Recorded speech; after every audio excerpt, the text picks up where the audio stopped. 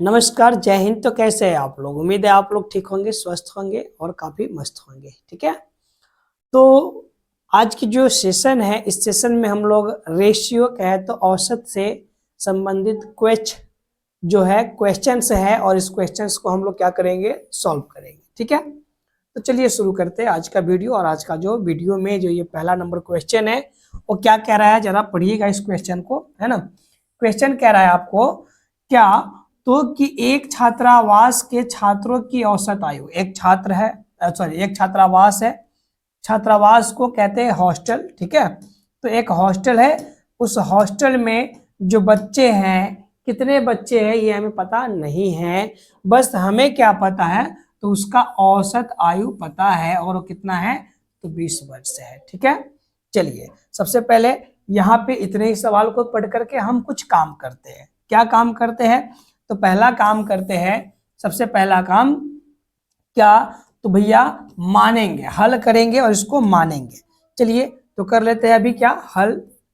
मैं इसको काफी, है ना, अच्छे तरीके से समझा रहा हूं ताकि आपको समझ में आ पाए। फिर मैं इसका शॉर्ट ट्रिक अगले वीडियो में फिर आपको बताऊंगा कि 1 से 2 मिनट में ऐसे क्वेश्चंस को आप कैसे सॉल्व करेंगे। अभी मैं एकदम, है ना, काफी बेसिक से जो बच्चे हैं उनके लिए काफी अच्छे तरीका से बना रहा हूँ। ठीक है।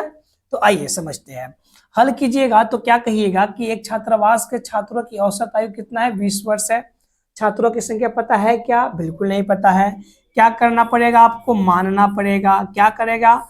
तो भैया मानना पड़ेगा और कहना पड़ेगा आपको क्या, कि माना कि, है ना, छात्रावास में, माना कि कहा, छात्रावास में, है ना, छात्रों की संख्या, किसकी संख्या, छात्रों की संख्या कितनी मानेंगे आप, तो x मान लेंगे। सात छात्रों की संख्या बराबर क्या मान लेंगे आप, x मान लेंगे। ठीक है।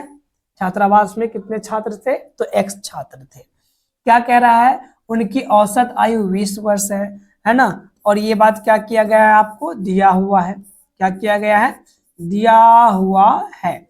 अगर ये ऐसे क्वेश्चन एग्जाम में आ जाए तो बिल्कुल ऐसे ही बनाना होगा आपको, वहां पे शॉर्टकट ट्रिक नहीं लगाना है। ठीक ना। चलिए तो दिया हुआ है क्या, कि छात्रावास के जो छात्र हैं उन छात्रों की औसत आयु कितना है, 20 वर्ष है। ठीक है। तो क्या लिखेंगे आप, लिखेंगे छात्रों का औसत आयु, छात्रों का औसत आयु बराबर,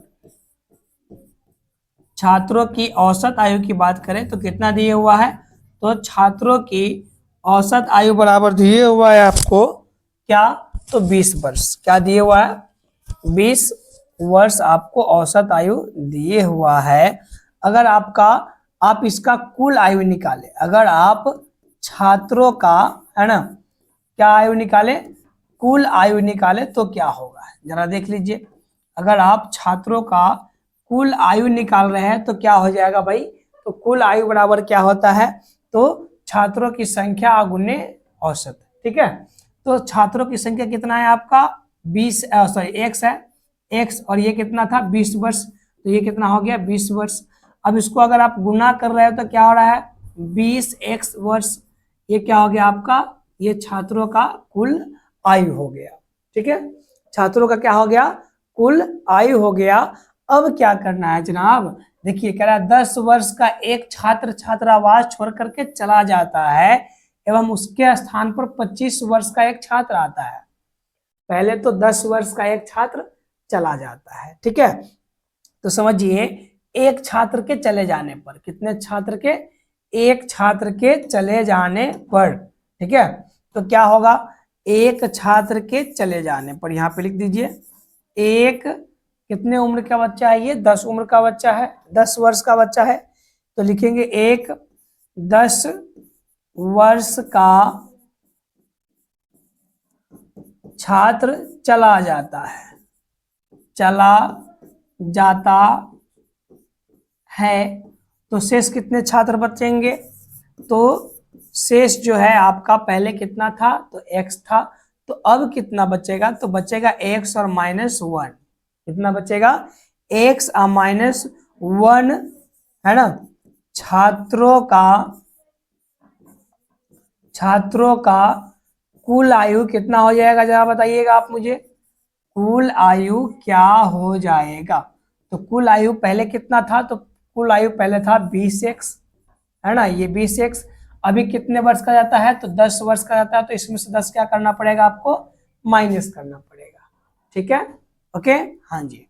अब क्या होता है कि उसके स्थान पर एक 25 वर्ष का छात्र फिर आ जाता है। अब फिर क्या होता है भाई, पुनः होता क्या है, तो ये एक 25 वर्ष का छात्र चला आता है, पुनः 25 वर्ष का एक छात्र, एक जो छात्र है,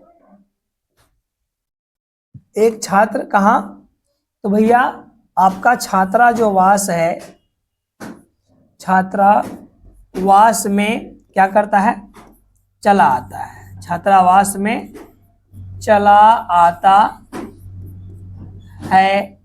तो एक छात्र अगर आ गया तो क्या हो जाएगा जरा बताइएगा मुझे, पहले कितने थे बच्चे, x-1 है ना, तो अब कितना बचेगा, तो x, है ना, इसीलिए तो x माइनस ये क्या हो गया, 1 पहले से था और एक बढ़ गया, तो क्या हो जाएगा इस बार प्लस एक बढ़ा ना, तो इसीलिए क्या होगा, +1 हो जाएगा, है ना। छात्रों का जो कुल आयु होगा वो क्या हो जाएगा, छात्रों का जो कुल आयु है वो क्या हो जाएगा, पहले था 20x और माइनस का 10 था। अब ये जो लड़का आया ये कितने वर्ष का है, तो आपका 25 वर्ष का है, तो इसमें क्या हो जाएगा, प्लस का 25 वर्ष जुड़ जाएगा। ठीक है, जरा से इसको सॉल्व कीजिए, ये प्लस में है और ये माइनस में है, ये प्लस माइनस एक दूसरे को क्या करेगा भाई, काट देगा, तो ये प्लस माइनस एक दूसरे को काट गया, यहाँ पे क्या बच गया, x, तो क्या लिखेंगे अब, x छात्रों का कुल आयु बराबर क्या होगा, ये देखिए, ये यहाँ पे 20x का 20x मैंने लिख दिया।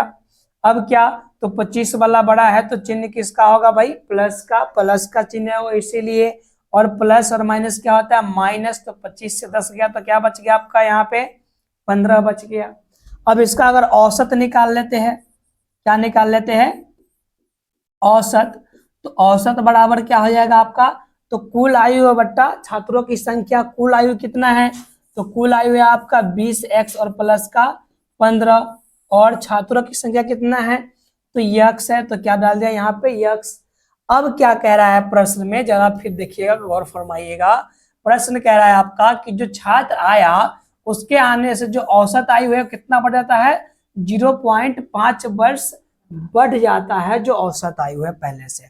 तो पहले हमारा औसत आयु कितना था, तो पहले हमारा औसत आयु 20 वर्ष था, है ना। अब ये बच्चे के आने से औसत आयु क्या आता है, बढ़ जाता है, कितना, तो 0.5। अब ये औसत तो अभी का ये है, अब फिर हमें नया औसत निकालना होगा, दोनों को क्या करना होगा, कंपेयर करना होगा कि कैसे हुआ। तो आइए करते यही काम, कहाँ से, प्रश्नानुसार आप ये बात लिख सकते हैं, प्रश्नानुसार क्या भाई, तो जो अभी अभी हमने औसत निकाला वो कितना निकाला, 20x प्लस 15 बट्टे का x, 20x और प्लस का 15 और बटे का x, ये जो है बराबर हो जाएगा, किसके बराबर हो जाएगा, तो पहले जो औसत आयु था वो कितना था, 20 वर्ष था, तो क्या करेंगे, ये 20 वर्ष और बढ़ कितना गया, तो बढ़ गया 0.5, तो क्या करेंगे, बढ़ा देंगे 0.5। ठीक है, अब इसको क्रॉस मल्टीप्लीकेशन कर सकते हो आप, कर दो, क्या करोगे, ये हो गया 20x का 20x प्लस का 15 और इक्वल टू क्या हो गया, जरा देखिए, x से 20 में मल्टीप्लाई करोगे क्या होगा, 20x, ये प्लस का प्लस, 0.5 को x से आप मल्टीप्लाई करोगे क्या होगा, 0.5 और x का x, ये इक्वल टू के इस पार 20x है, उस पार भी 20x है, दोनों क्या कर लिया, कैंसिल कर लिया,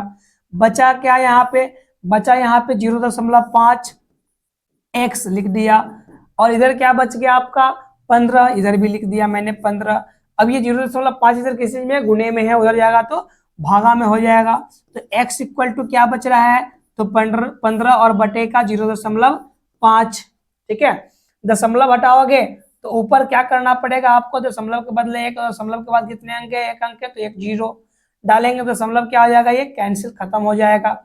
मतलब क्या, तो मतलब बच गया यहाँ पे 15 दहाई के 150 और बटे का 5 बच गया। 5 से अगर इसे भाग दे रहे हैं तो कितना बच रहा है, 30 बच रहा है। अर्थात आपका x इक्वल टू क्या निकल करके आ गया माय डियर, तो 30 आ गया। क्या, तो यही तो हमें निकालना था ना, ये x छात्रावास में छात्रों की संख्या बराबर क्या निकालना था, x। तो अब कह सकते हैं, क्या कह सकते हैं, अतः छात्रावास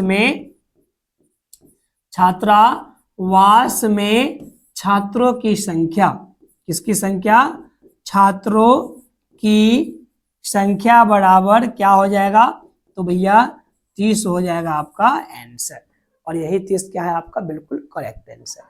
ठीक है, चलिए अब नेक्स्ट वीडियो फिर से आपके सामने में लेकर के आते हैं।